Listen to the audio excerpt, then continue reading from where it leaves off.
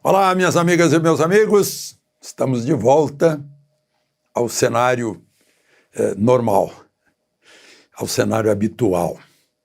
Hoje, 28 de maio, uma segunda-feira. 93 anos atrás, num 28 de maio de 1930, vocês já ouviram falar do Graf Zeppelin, né? O balão dirigível. Graf significa conde, conde Zeppelin, alemão.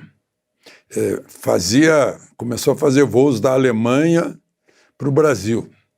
Ele subiu no Rio de Janeiro, de volta à Alemanha, e passou por Natal, nesse 28 de maio de 1930. Em Natal, deu uma volta sobre a cidade, parou em cima de uma praça onde está o monumento a Augusto Severo, baixou um pouco e jogou uma coroa de flores homenageando Augusto Severo. A coroa dizia o seguinte: homenagem da Alemanha ao Brasil na pessoa de seu filho Augusto Severo. Augusto Severo, nome do aeroporto lá que mudou de nome agora, é Aloysio Alves, lá de Natal. Mudou de nome, não, mudou de aeroporto, né? Fizeram outro. Augusto Severo, um inventor brasileiro, foi deputado também. Em Paris, ele se acidentou com o dirigível Pax, quando sobrevoava a cidade. No local em que caíram os destroços, o dirigível pegou fogo, foi homenageado com o nome de rua, Rue Severo. Ou seja, tem um brasileiro, é nome de rua em Paris. E o Zeppelin, o dirigível Zeppelin, faz essa homenagem reconhecendo a força desse inventor brasileiro. Fica aqui o registro para a gente se orgulhar dos brasileiros. Hoje, no supermercado em Brasília, encontrei uma senhora dizendo que já tinha abandonado todo o otimismo e toda a esperança. Eu disse, então abandonamos tudo, não podemos, não é? Não esqueça de se inscrever e ao final de deixar o seu gostei ou não gostei e vamos aos assuntos de hoje.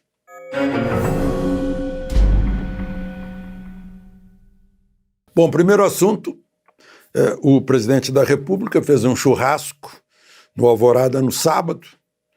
O ministro da Agricultura, Carlos Fávaro, levou a carne. A ministra da Cultura, Elisete Menezes, Margarete Menezes, cantou.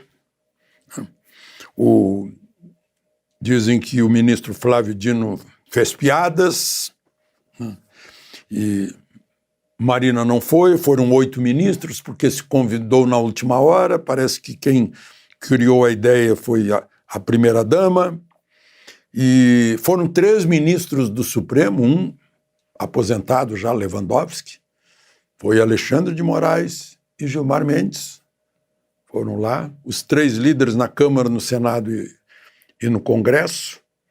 E os que foram lá dizem que não se tratou assuntos de governo, nem assuntos administrativos, foi só conversa informal, e que Lula lembrou dos bons tempos em que ele convidava para jogar futebol, jogar pelada no campinho da residência do Torto.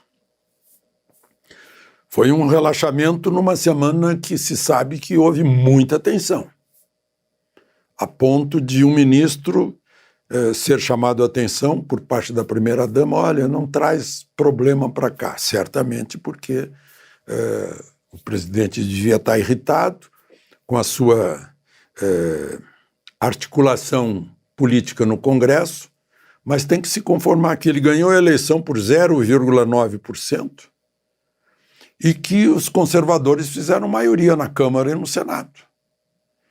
E o grande problema dele agora, o que o deixa bem desconfiado, inquieto e com incertezas, é o destino da medida provisória que criou mais 17 ministérios, a ponto de, se ela não for aprovada até dia 1º, agora, nesta semana, 17 ministérios deixam de existir. E mudaram muita coisa, a maioria conservadora mudou muita coisa, e o governo não pode se dar ao luxo de ficar discutindo as mudanças, porque senão não passa a medida provisória e caem os ministérios. Por exemplo, COAF.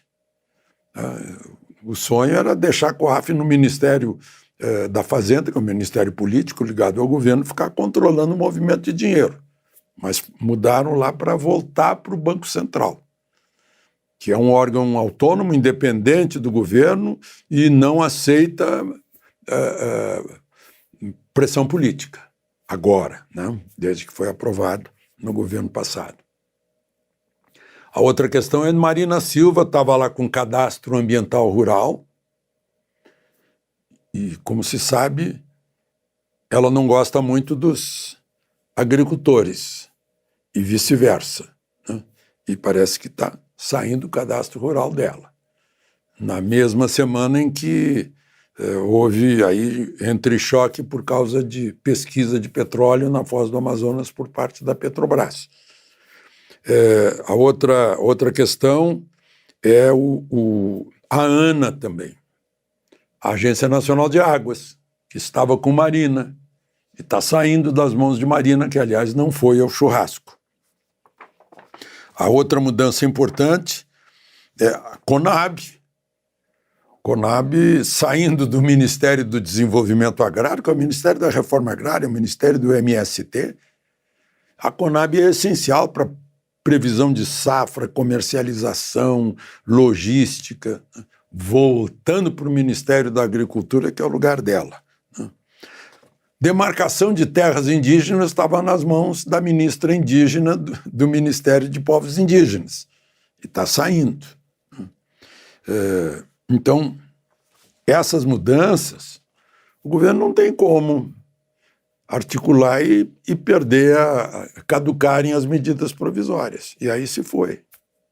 Se não passou, nesse ano não dá para fazer outra, né, do mesmo assunto. Então esse é um grande problema do presidente. O presidente que talvez caia na realidade de que ele foi eleito por uma micro-minoria de diferença, que o país está dividido pela metade, e que no primeiro turno a eleição trouxe mais deputados e senadores conservadores para a Câmara e para o Senado. Está lá com mais de 60% em ambas as casas, seguramente, mesmo com todas as tentações fisiológicas, né, que o governo oferece, e todas as conversas, né? Bom, sim, e aquele projeto de lei que é de 2007 para tratar do marco temporal ganhou urgência e vai ser votado essa semana, né? Passando na frente da incerteza do Supremo. Muitos apostam na certeza do Supremo. É o artigo 231 da Constituição, que diz que são indígenas as terras que eles tradicionalmente ocupam. Ocupam está o verbo no presente do indicativo, significando que é no dia 5 de outubro de 1988, o dia em que foi promulgada a Constituição. Porque se disser terras que ocuparam, deixaram de ocupar, e aí foram compradas, vendidas, negociadas, registradas, não dá mais para mexer. O projeto de lei deixa isso bem claro, que ocuparam, mas deixaram de ocupar, não pode voltar a ocupar depois que já tem outra ocupação, a menos que sejam terras que estejam com litígio na justiça. É isso que diz o projeto de lei, para deixar claro. Porque se a gente considerar que são indígenas as terras que eles tradicionalmente ocuparam, desde 22 de abril de 1500, todo mundo que entrou aqui vai ter que sair. Não faz sentido. Contraria o movimento da história, das ocupações, do desenvolvimento, do progresso, da chamada civilização, a expansão, né? É querer contrariar a história. Outra discussão aí que eu vi, né, lá em São Paulo, o governo Tarcísio sugeriu que, em vez de estação de metrô da linha verde, linha 2, Paulo Freire, seja Fernão Dias. Aí entraram na justiça, mas como não pode? Fernão Dias foi um escravocrata. Gente, tem que reescrever a história. O Brasil foi conquistado assim, nas entradas e bandeiras, pé do boi, busca de ouro, busca de pedras preciosas, e assim nós derrubamos o Tratado de Tordesilhas desse jeito. Chegamos até os confins da Amazônia. Confins não, porque a Amazônia continua. Mas chegamos, os portugueses já haviam feito fortes lá, Forte Príncipe da Beira é um deles, né?